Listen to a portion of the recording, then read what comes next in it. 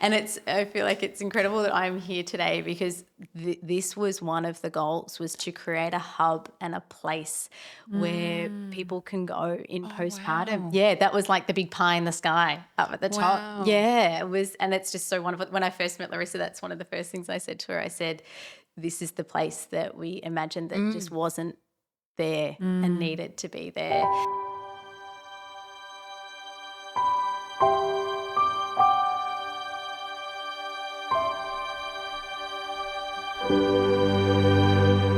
Hi, everyone, and welcome back to No Place Like Home. I'm Jess. We're here with Larissa. Hello. And Daniela is back to speak about your...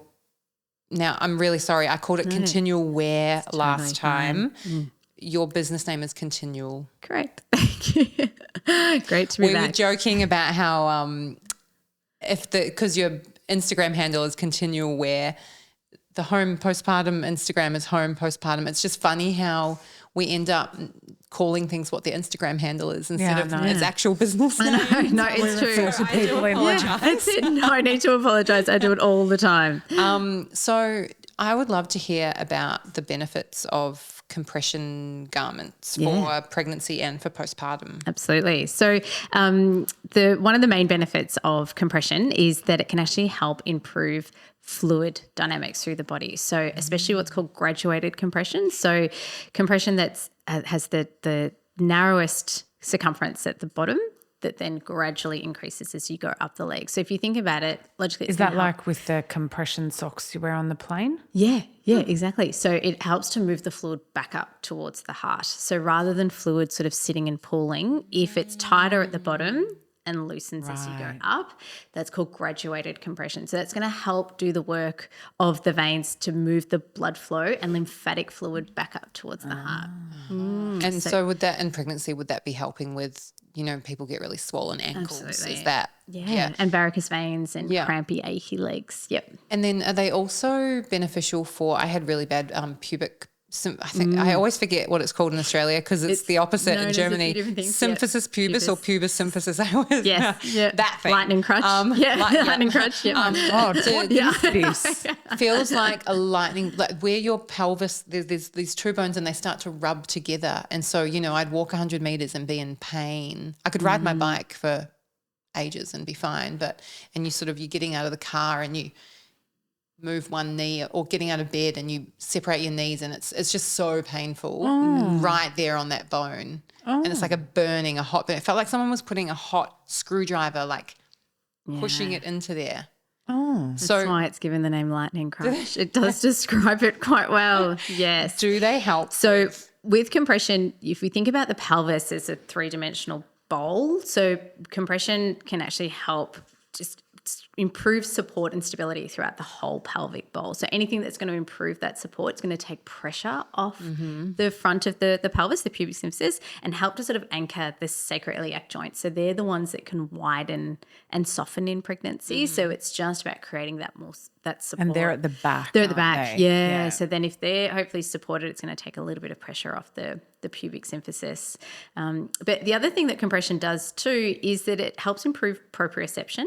Proprioception is one of my favourite. Yeah. What is that? Proprioception? So it's the body's. What is that? I am the child of the group. Proprioception is the brain's ability to know where your body is in space. So this probably isn't going to translate well on a podcast, but Larissa, if you put your hand in the air and you close your eyes, it's proprioception that tells you that that's where your hand is. You don't need to see it.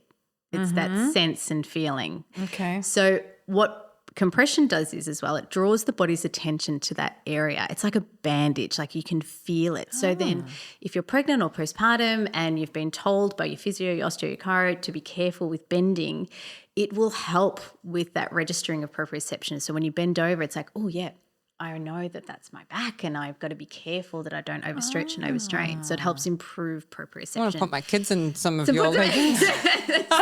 They're flailing limbs, I tell you what. I'm like, how do you not know that? Oh, they're that's like where baby giraffes. They're like baby giraffes just learning how to, everywhere all the time. Yes. So it's that awareness of where you are. And it's also that friendly reminder of, when you're busy doing so many tasks as mothers do, it's like, oh, yep, no, I'm just reminded that I've got to be careful with certain movements, and it helps to provide that extra support. What, it's kind of a two-pronged question. Yeah, sure.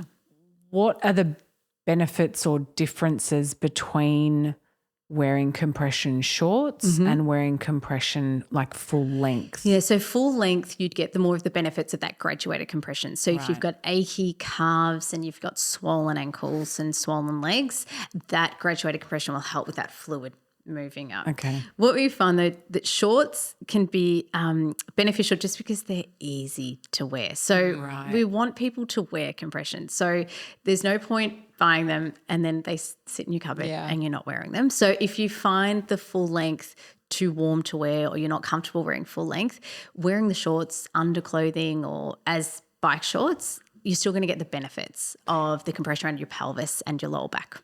Is it, personal question, is it only good for pregnancy and postpartum, or if you have vein issue? Like I've got some veins that have decided to just poke their heads out on my thighs on the side, and I'm like, and my girlfriend's like, just go and get them needled, because she gets them needled, and I'm like, no way. That's not happening. No, I'm not doing that. Yeah. And I just listening to you, I'm like, well, maybe I'll just get myself absolutely. And that's why we've compression. Yes, I think that continual ongoing care with compression is so important. We know that it extends beyond, that 6 or 12 weeks that you're told to wear them. Like I wear them now, and my youngest is 10. Like I still feel the benefits of wearing them now. And especially, after people have had prolapse, hysterectomy. I had a hysterectomy when I was 41. So to get that extra support after any sort of surgery as well, compression can be greatly beneficial. Adds to cart. So you just sort of, like I said, they need to be comfortable. You're not going to wear them if they're not comfortable, and they don't have to be uncomfortable. And so I imagine the pregnancy ones have a bit of a belly spot, whereas the postpartum ones wouldn't. Correct. Yep. So the other benefit of wearing compression postpartum is that you can have targeted abdominal support. So it actually helps if you've had DRAM, which is that diastasis rectus abdominis, where the abdominal muscles separate, which we know happens to 100% of pregnant people. It's just what extent it's going to happen. So the targeted abdominal compression can help in that postpartum recovery, but in pregnancy, obviously, we want to make sure that there's room to grow, and it should feel comfortable and supportive, but not restrictive. Wow. Yeah, a lot to take in. Postpartum is forever, and my youngest is 5, but I am going to get something. You'll feel the difference. Like definitely. when you put on other tights and then you put on compression, you definitely can feel them working. Is there, because I know sometimes like there's a couple of brands that I'm thinking of now that they say they do compression, and I've put them on and I'm like, they just feel like regular tights. Yeah. How do you, as a consumer, how do you, I mean, obviously, everyone will do their research and all the rest of it, but are there some that aren't very good, and, should we be looking for TGA approved, only go through sort of medical professionals, or, are all compression leggings and garments made equal? Or is there a big disparity in the quality of what's out there? Yeah, it's not a regulated term. So I guess what Larissa's asking are all compression garments made equal, or is there a bit of a disparity in the quality or the level of compression that you find in garments? Yeah, look, there definitely are differences between different ones out there, and I know it's a time when, especially when pregnant people or postpartum, you're time poor, you probably don't have time to do all of the research and looking for them. But it is one of those things where it's good to just look on their website, look on the packaging, and just see if they've, at the level of compression that they've got there, there's normally a gauge that you can have a look and see. So you can check out the compression scale. Yeah, exactly right. Yeah. And have a look at the design of them too, and think about the way that you wear them. There are some too that are designed that don't have a seam over where a C-section scar is that something else to think about, because that incision site can be really irritated if there's a seam there. And look for breathable fabric as well, which is really important. a mesh gusset is also really beneficial too if there's been some, postpartum or even pregnancy incontinence or leakage as well too. So there's other benefits that you can look for when shopping for compression tights.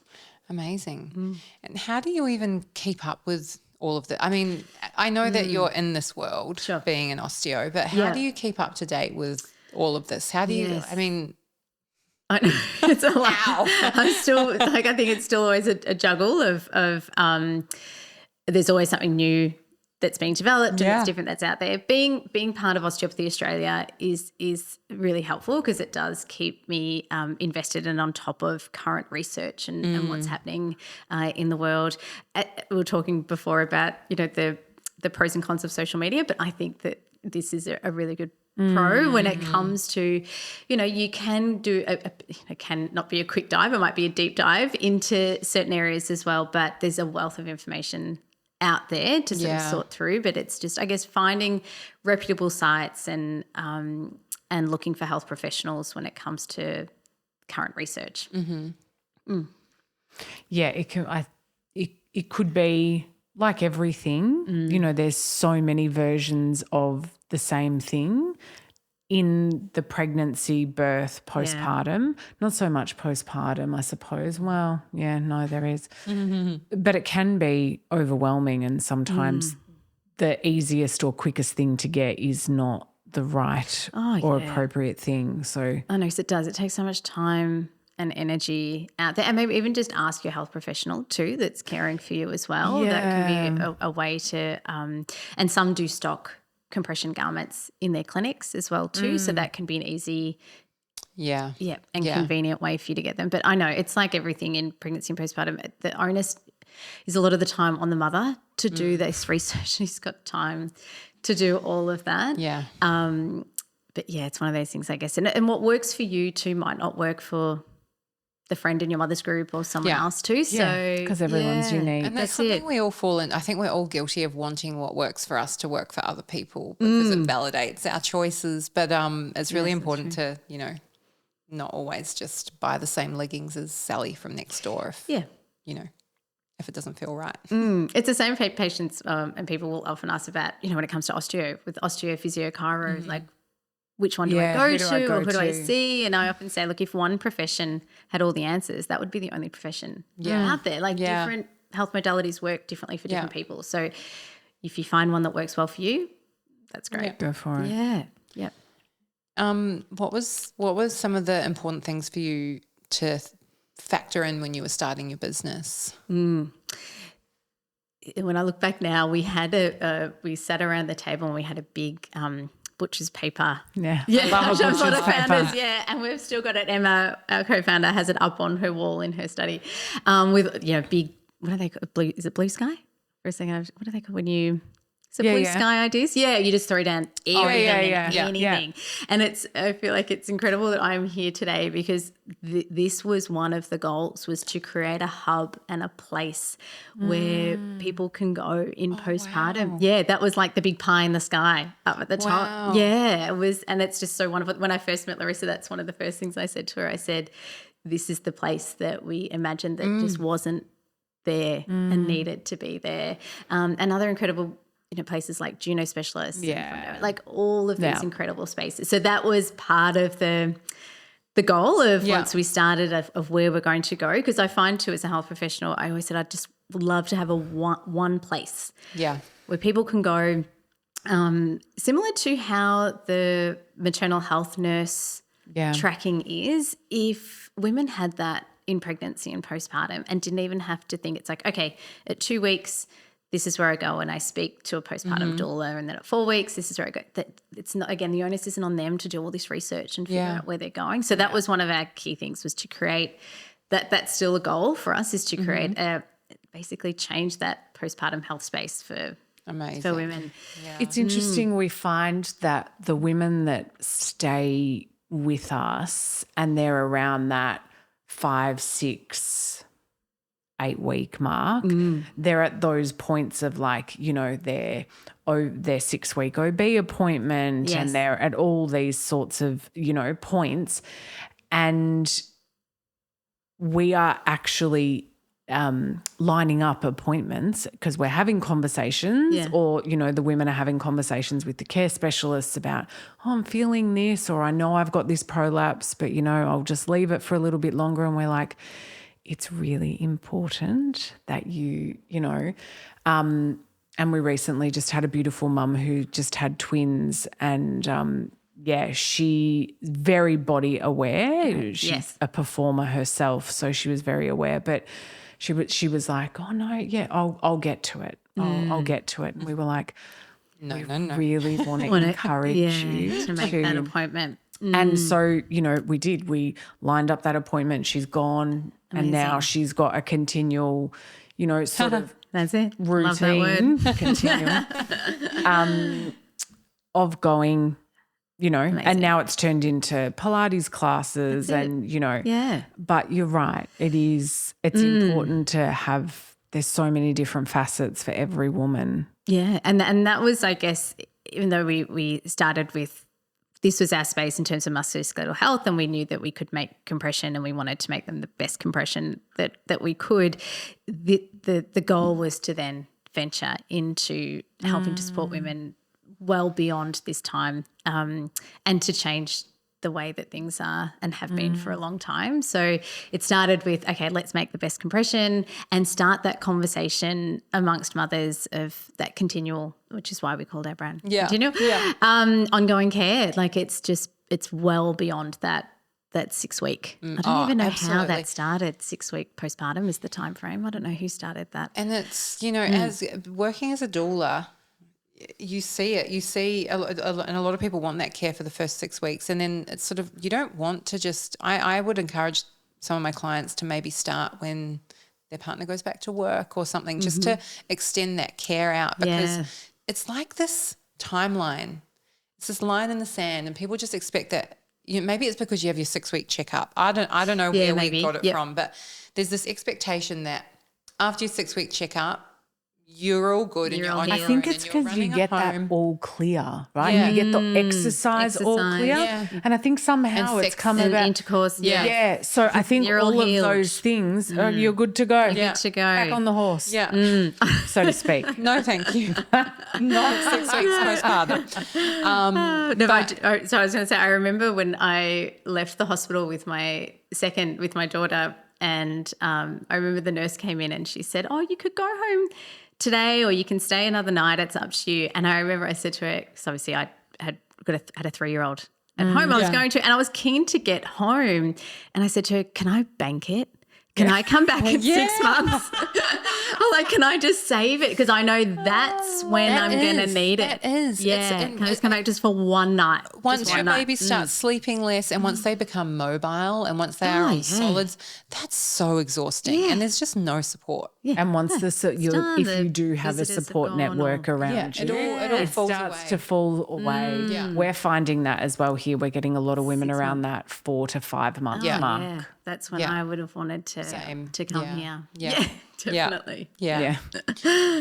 Have you had a lot of feedback on your shorts? Yeah, we have. Yeah. The biggest one that we love to hear is that women want to wear them. So they feel comfortable and confident wearing them, which is what we wanted to do. We wanted to, our slogan is go forth. So our range is go forth, and it's a play on by one of my patients. She's so lovely. We gave her a pair of tights, and she had a pair of socks, and on our socks we have written go forth. And she said, Daniela, has anyone told you that that's not how you spell forth? Because we spell it actually as the numerical 4. The 4. I'm like, oh no, that's deliberate. We've deliberately made it that was so sweet. She said, oh my gosh, I thought you'd made all these tights and now you can't sell them because you've got a spelling error on them. But I said that was again the conversation of wanting to just empower the 4th trimester, and it's all about the 4th. And even in pregnancy, you want to invest in your health, your postpartum health, your 4th trimester health in your first.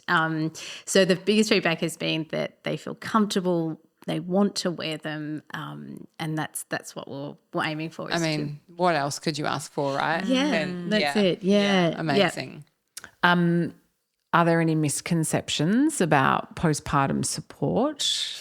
I think that and what I thought at the time when I was wearing them is that they had to feel really restrictive for them to be working. Yeah. And they don't. It's kind of what conjures up in your mind. Yeah, like you're sort of having to really get yourself into them and it feels horrible. And Like a sausage. Yeah, no, it doesn't have to feel like that. Right, that's interesting. And not to sleep in them. You're saying we can or we can't sleep in them? Don't sleep in them. Don't sleep in them. Okay, Yeah, yeah. good time to just let the muscles relax and blood flow. Yeah. Yep. Okay. Which I know is tricky when you might be sleeping during the day, like a couple of hours here and there's fine. So but you wouldn't want to have it. Yeah. Just don't sleep in them. Yeah. And they're comfy enough too, when you're in a nap trap when you're holding your little one and you're that's fine. So take them off at the end of the day. At the beginning of the day. Yeah. Yep. Do you have any other products in the pipelines that you're allowed to talk about? Oh yes, actually really excited. We're working on a tight to wear during menstruation. The period tight. Exactly. Oh my gosh. Go with the flow tight. Go with the flow. You like it? I love it. I love it. I'm so into this. You like it? I'll send you some, Jess. Yes. We're in the works creating it now and I've been trialing it out and So for back pain and for cramping. But I don't get period pain. I get ovulation pain. So my cramps happen during ovulation. So you can just Put them wear on them all when the I'm time. ovulating. Just wear them around the clock. Yeah. That's middle schmerz, that pain of middle ovulation. schmerz, Yes, you know that one.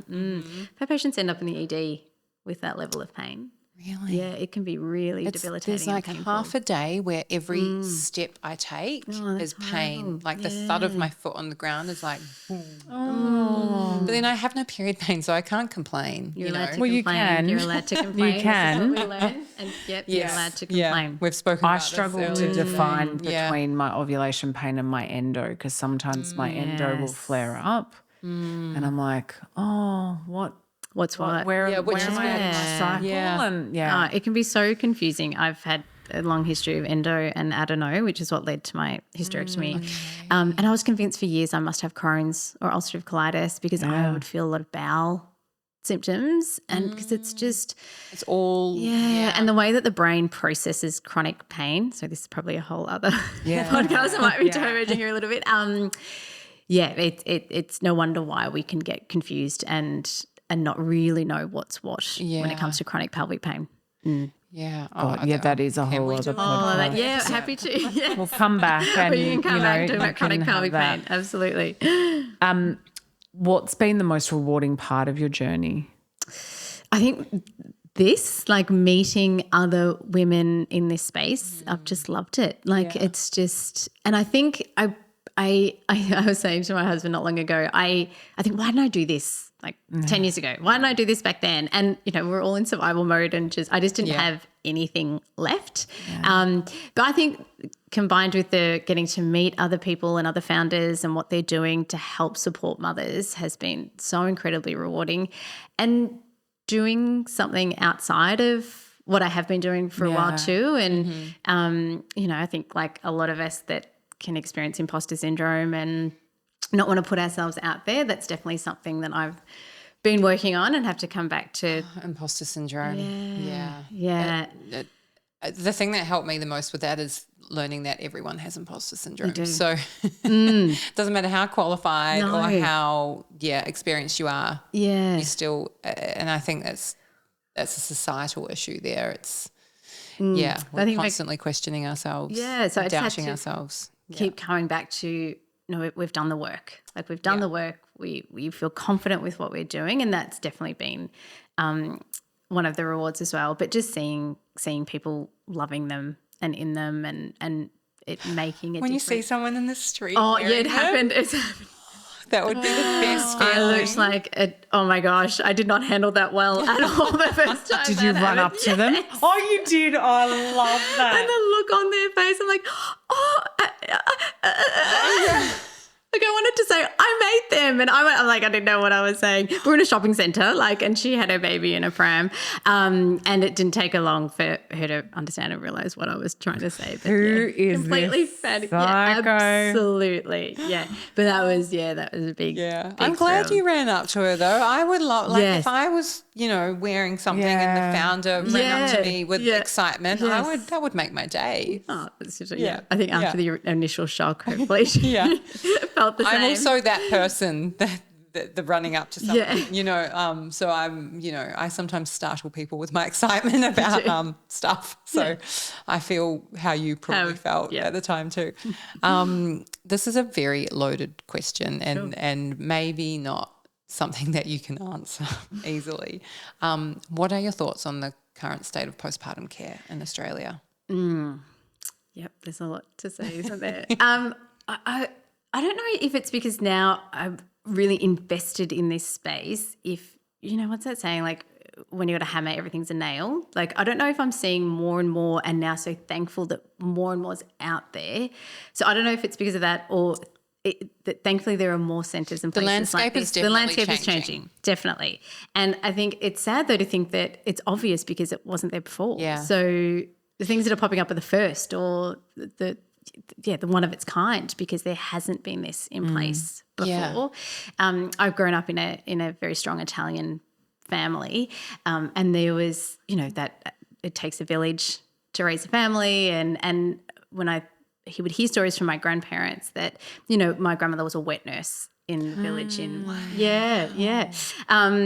so like to think of that, it just sounds so like centuries ago that would happen, but to think that that's how they did support mothers in their village and they would birth at home and have that network and everyone was supporting the mother. And sometimes I think even though we've progressed in so many things, maybe we need to go back to some of those traditions. Like you couldn't cook in the kitchen, you had someone with you all the time, you were never left alone.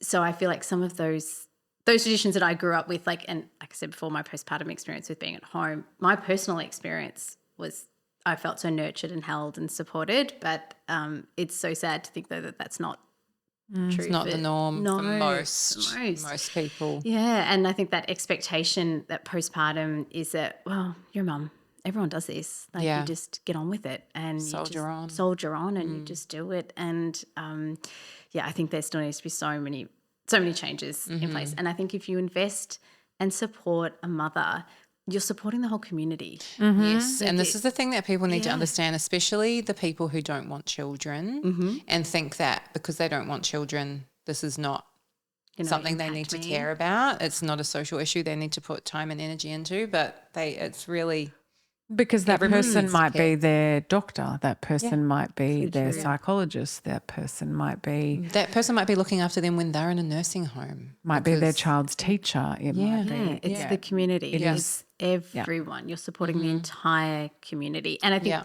the more, and I know this is true for myself and a lot of friends, and if you, as a mother too, needing to, invest in your own health and self-care, that's definitely spoken about so much more now than when I was having my little ones. So I think that's a really positive change as well in the postpartum space of needing to fill your own cup to fill others. Yeah. So I think there's lots of positive and I guess signs that things are improving, but I think there needs to be still a monumental shift that has to happen. Yeah. I agree. Thank you so much. We have loved chatting with you. Could talk to you all day. Yeah, I know. I feel like we've only touched the tip of the iceberg, but maybe you can come back and talk about chronic pain.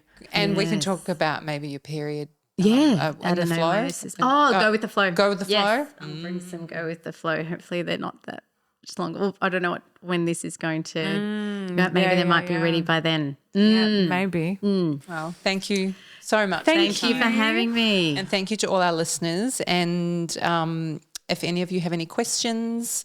Yeah, we'll put some links. Yeah, and pop them in the question box if you're listening on Spotify or ask us on Instagram. And thank you for listening. This podcast represents the opinions of our hosts and their guest speakers. Views and opinions expressed in the podcast are our own and do not represent that of our places of work. This podcast is for informational purposes only, and content here should not be taken as medical or professional advice. Please consult your healthcare professional for any personal recommendations and medical care. While we make every effort to ensure that the information we are sharing is accurate based on the best available information at the time of recording. We welcome any comments, suggestions, or feedback via our website contact form, home.com.au/contact. Names and details of personal experiences may have been changed to allow for anonymity and privacy. To join the conversation, join us on social media at Home Postpartum.